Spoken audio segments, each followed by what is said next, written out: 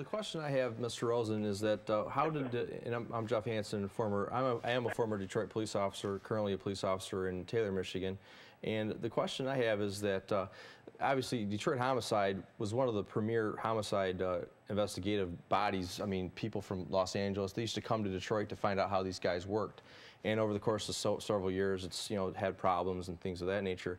But how is it that how are they involved now? How is the Detroit Police Department involved with this case? How are they going into basically bringing more information out? Well, sure.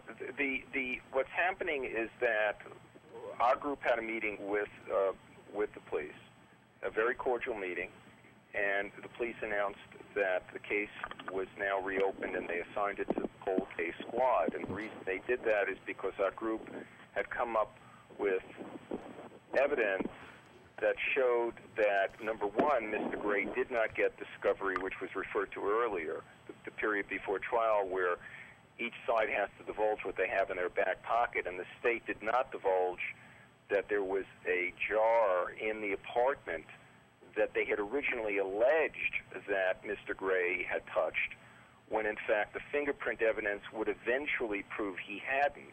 But this evidence did not come out until the millennium.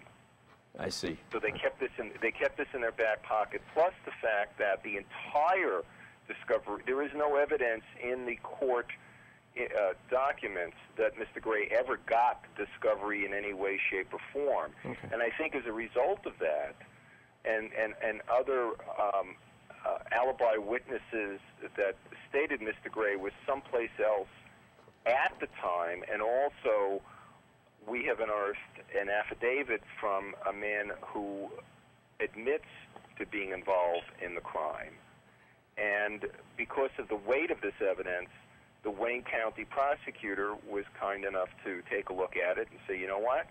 Let's reopen this and take a second look at it, and that's exactly what's going on right now. Were any of the old investigators contacted? Are they still alive? The people that actually were the detectives that went to this and investigated from 1973? I mean, obviously, if they were contacted, they would have been contacted by the police. None of us, to the best of my knowledge, had any discussions with them. I think it's important to understand that at this period of time in 1973, we were first coming out of the civil rights era. That is true. Yeah. And so you need to look, to me, one of the things you have to do is take a look at crimes in the historic context.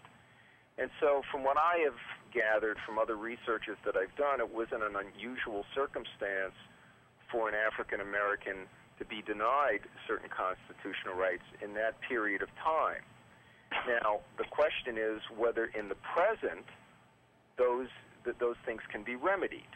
And of course, Mr. Gray has an attorney, and that attorney is looking into the legal end of it as well, while our group has been busy gathering the evidence, and we're about to turn it over to the Wayne County authorities as they've requested.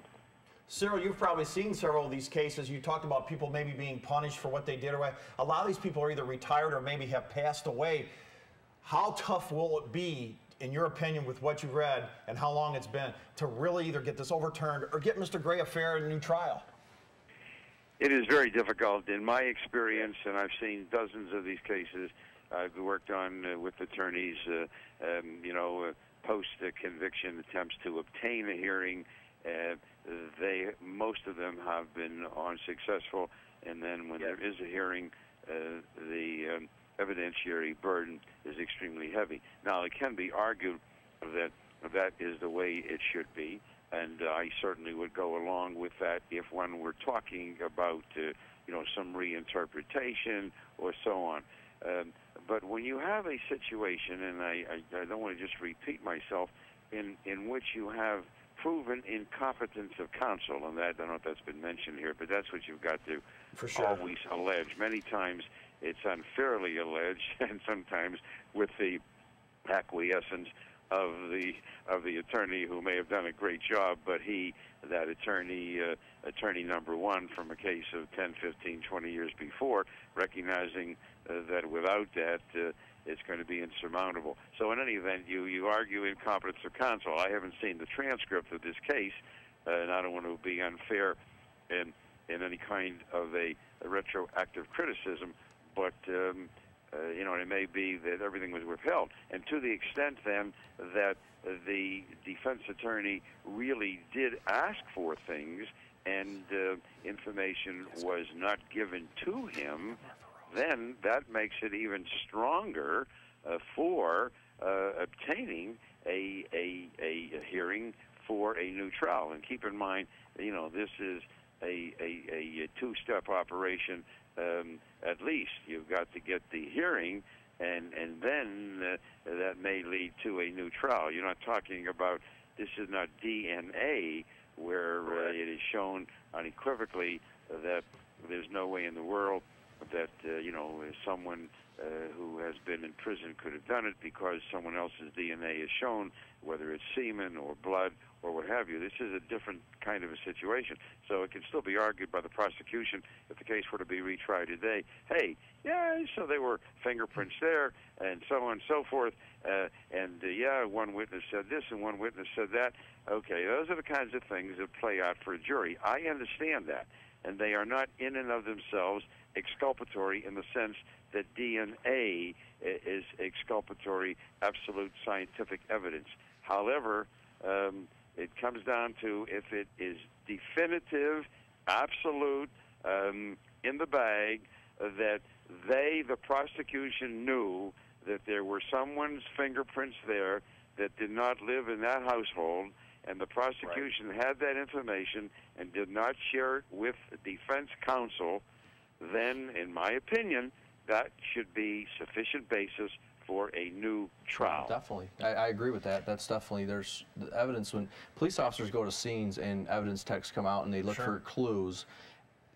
You have, you know, this is all the evidence we've gathered, and it's supposed to be, you know, as a fair trial, you know, somebody, if they find out something that's not supposed to be there, somebody else's fingerprints there, that should be turned over. And I had a question for Dr. Rosen, Mr. Rosen, really quick. Now, you're involved with the same folks that helped exonerate. Well, they didn't actually exonerate Hurricane Carter, and they made a nice movie about it, with Denzel Washington. And there are still questions about that case. I've seen on the internet, I've read about it, and there are questions about that case that maybe he shouldn't have been released. That there was questions about his getting a fair trial. However, he still possibly could have been the person that was involved in the crime. You know what? You guys are hitting on something that's very, very important, which is you're talking about a fair trial.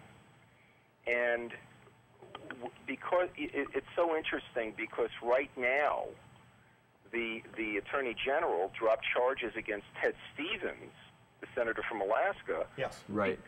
Exactly for the same reason, because he was denied part of the discovery process. Some of the evidence that the prosecution had, they didn't turn over to the defense. And the Attorney General made a decision to rather than to even retry to throw it out, to make a point. And the point is basic, which is this. Every individual, no matter who they are, a United States senator or the lowliest whatever, is entitled to a fair trial and is entitled to see all the evidence that the prosecution has that can either convict them or prove them innocent.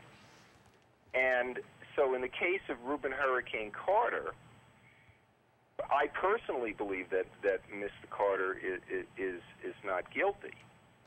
But there's always going to be some doubts in cases, especially when you don't have DNA directly pointing to a particular suspect, and you're putting your case together on the basis more of circumstantial than direct evidence. Now, in the Ray Gray case, the evidence that they put together was largely circumstantial, and the eyewitness testimony that they had at trial of individuals who were in the apartment that they claimed Mr. Gray robbed were very, on stand, were very insecure about their identification of Mr. Gray and have since redacted their testimony and are now saying, in some instances, he wasn't even in the apartment. Okay.